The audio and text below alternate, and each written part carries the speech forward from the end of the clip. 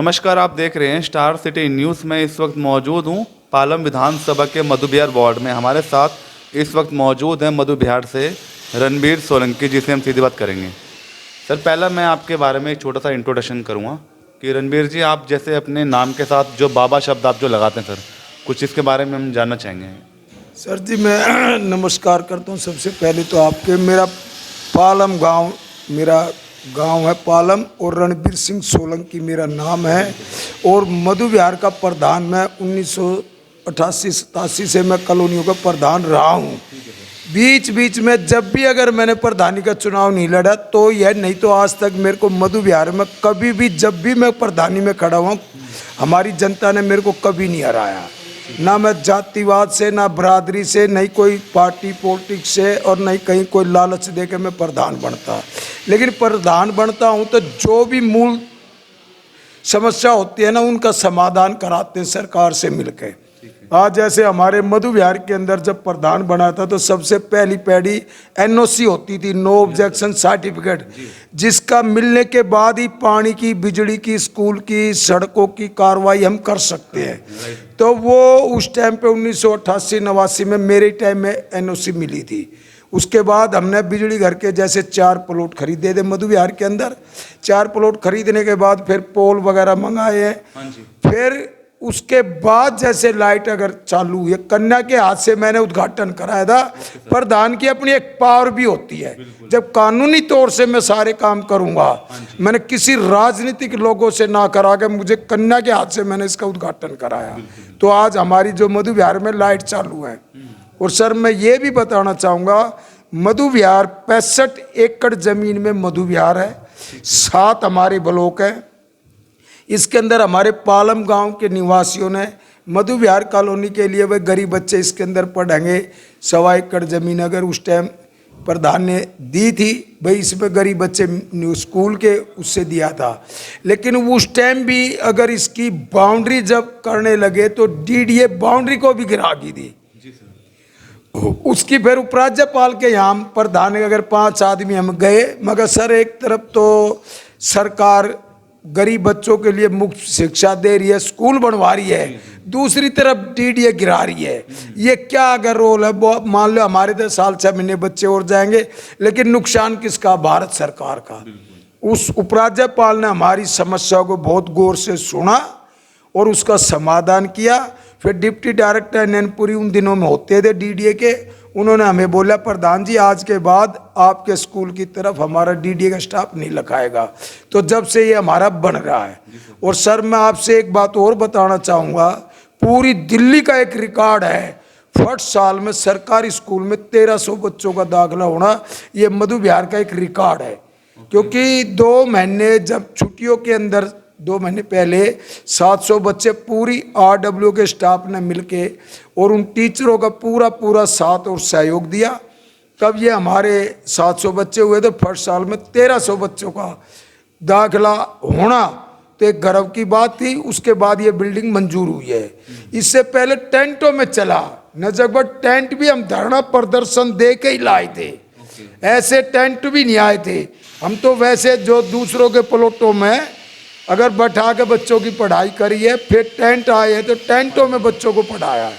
उसके बाद ये बिल्डिंग बनी है जी। तो सर, आप जो ये देते हैं, आपने जो भी काम किए हैं, क्या इसमें सरकार की कोई मदद रही है? भाई सरकार का देखो, वैसे तो पूरा सरकार का अगर हाथ ये रहा, 1993 के बाद एक दफ़ा समय ऐसा भी दौर आया था, भाई तोड़ फोड़ हो रही थी। लेकिन इस पूरी मधु विहार की, पूरी पालम गाँव जितनी RW है, मैं 25 कॉलोनियों की फेडरेशन का प्रधान भी मैं रहा हूँ पालम इलाके की। उसके बाद सारी RW को इकट्ठा करके 1998 में मेरे को पार्लियामेंट पे जिस टाइम मैंने धरना दिया था तो गंभीर चोट भी आई थी। वो तो कुदरत साथ है। कैलाशपुरी, विजय इंक्लेव, महावीर इंक्लेव तक के प्लॉटों को, जो 1973 की रजिस्ट्रियों के प्लाट थे, जिनके अंदर पानी भी अगर कनेक्शन था और लाइट भी आई हुई थी, उन मकानों को भी तोड़ दिया था 1998 के अंदर। जब हमने पूरी जनता को एक करके और उसकी लड़ाई अगर लड़ी गई थी, तब वो तोड़फोड़ बंद हुई थी। सर, अभी जैसे दोबारा ही चल रहा है MCD को लेके, जो अतिक्रमण के खिलाफ बुलडोजर चलाए जा रहे हैं, इस पे आप क्या बोलेंगे? हम सर ये कहते हैं, देखो जहाँ पे कॉलोनिया का जो मकान अगर बने हुए हैं उनको किसी का अगर नुकसान पहुंचाना वो तो गलत है, लेकिन जहाँ मेन रोड है, जहाँ निकलने में आने जाने में अतिक्रमण जहाँ है, जहाँ रेडी पटड़ी अगर लगड़ी है, भाई वो मेन रोडों पर अगर करते, ये मधु विहार की भी हमारी एक बहुत बड़ी शिकायत है। अब जो 7 ब्लॉक है, 7 ब्लॉकों का एक मधु विहार बस स्टैंड से सोलंकी मार्केट इस रोड को बोलते हैं और ये अंदर जाती है, जिससे 7 ब्लॉकों के लेडीज जेंट्स बुजुर्ग यहीं से निकलते हैं।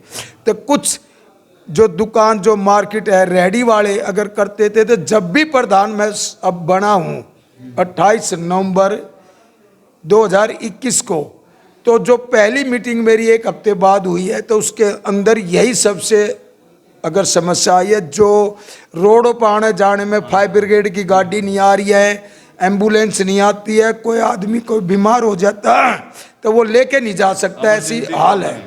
हाँ जी, तो सबसे पहली शिकायत वो, उस शिकायत को देखते हुए SHO को बुलाया, ACP की मीटिंग ली, उसके बाद DCP की भी मीटिंग ली है, उसके बाद उपायुक्त की भी मीटिंग ली है।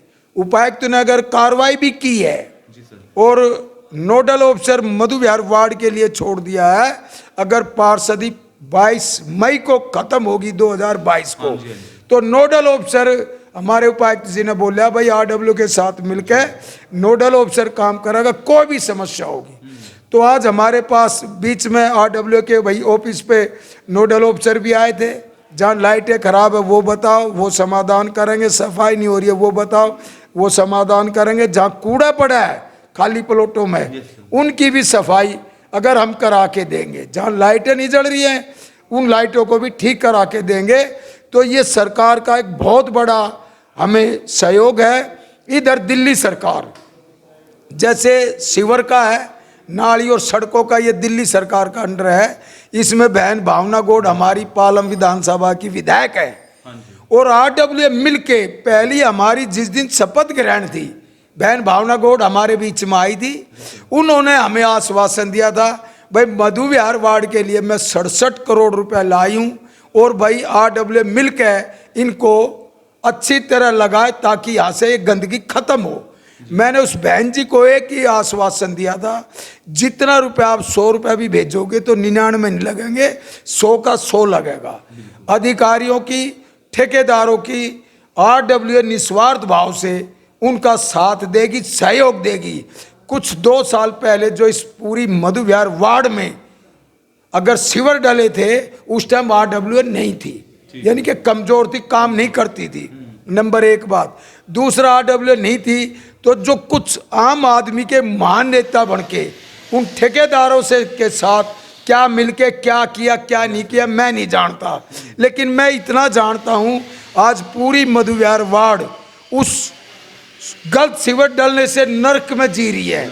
6 महीने से जब से RW बनी है, बहन भावना गार्ड का पूरा हमें सहयोग मिला है। जाम कंप्लेंट करते थे दिल्ली जल बोर्ड की, सफाई वालों की, वो फोन करके हमारा उन्होंने समाधान कराया है। अच्छा रणबीर भाई, आप जैसे पीछे से कहाँ के रहने वाले हैं? हमारा जी पीछे से पालम गांव मूल निवासी है। पालम गांव की सर जमीन पे चाहे जितनी भी विधानसभा है, वो साधनगर है, पालम गांव, महावीर किले और मधु विहार, ये पालम गांव की सर जमीन पे बसा हुआ है। यहाँ तक कि 75% द्वारका भी पालम गांव की सर जमीन पे है। सबसे बड़ा गांव पालम माना जाता था। पालम एयरपोर्ट भी पालम गांव की जमीन में और पालम मोड़ तक पालम गांव की सीम थी और इधर ककरोला, इधर ये जो मटियाला सहयोग विहार तक, यहाँ तक पालम गांव की सीम, इधर दावड़ी, नसीरपुर, बिंदापुर, तो ये पालम गांव की ज़मीन है। बस सर मेरा पालम गांव मूल निवासी है।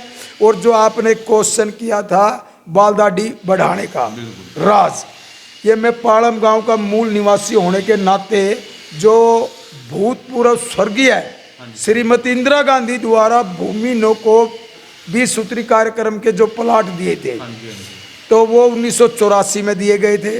उसके बाद 88, 89, 90 अगर जैसे बन गए, लोग मकान बना के रहने लगे। कूटनीति, सुगनी चाल, अपोजिशन पार्टी आने के बाद उन पे तोड़ फोड़ शुरू करवा दी। तो गांव में पंचायत करी थी भाई, जब तक मैं गांव का मैं ऋणी हूँ, मेरा यहाँ का जन्म है। मधु विहार का मैं ऋणी इसलिए हूँ कि मैं यहाँ का प्रधान हूँ, मेरा सम्मान है।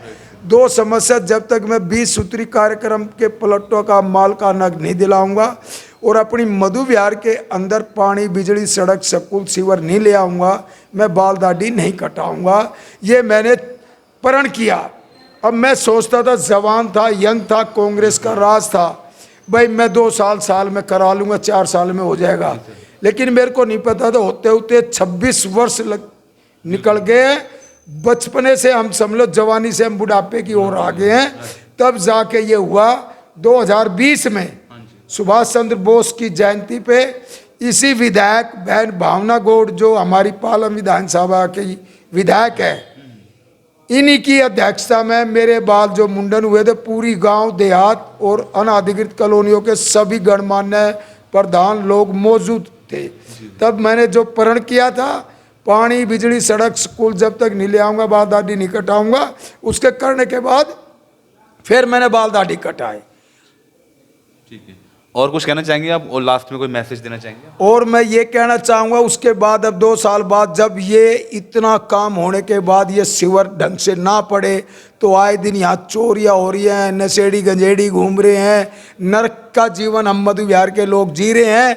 मेरे को भी एक ऐसा लगा, अगर जिस जवानी अगर मेरी ख़त्म होगी, जिस मधु विहार के लिए 7 ब्लॉकों के अंदर आज ऐसा उत्पात मचा हुआ, ऐसा नरकीय अगर नरक में हम पड़े हैं, इसके अगर लिए तो फिर चुनाव अगर हुए, मैं फिर अगर आया 2 साल, अगर मान लिया अब 2011 के तक मैं था, 12 तो 21 में 10 साल बाद फिर मैं प्रधानी में खड़ा हुआ। यहाँ के लोग कुछ स्वार्थी तत्व जो है, कोई शराब पिला रहा है, कोई आम आदमी का, कोई कांग्रेस का, कोई बीजेपी का कवच पहन रहा था। हाँ जी, अग भाई बनेंगे, मेरे पे इंसानियत का एक कवच है, एक विकास का कवच है। मैं एक तो इंसानियत अगर करता हूँ, एक कवच करता हूँ। मैं जातिवाद से, पार्टीबाजी से, या किसी को 2 दिन शराब पिला के मैं प्रधान या राजनीति में मैं कदम नहीं रखना चाहता। मेरे अलग ही विचार हैं और उसका मेरे को आनंद भी मिला है। जो अच्छा और सच्चा काम करागा, चाहे वो किसी पद पे हो, सरकारी अधिकारी हो या नेता हो, उनका समय फिर 50 साल के बाद जब आता है या 60 साल की उम्र होती है, उसको आनंद ही आनंद मिलता है। और जिसने पाप किया, हराम की कमाई कमाता है, उसको अलग उसका आनंद मिलेगा। जो जैसा बीज बोता है वैसा फल मिलेगा। तो यह हमारी सीधी बात रणबीर सोलंकी बाबा जी से, स्टार सिटी के साथ मैं जितेंद्र गुप्ता।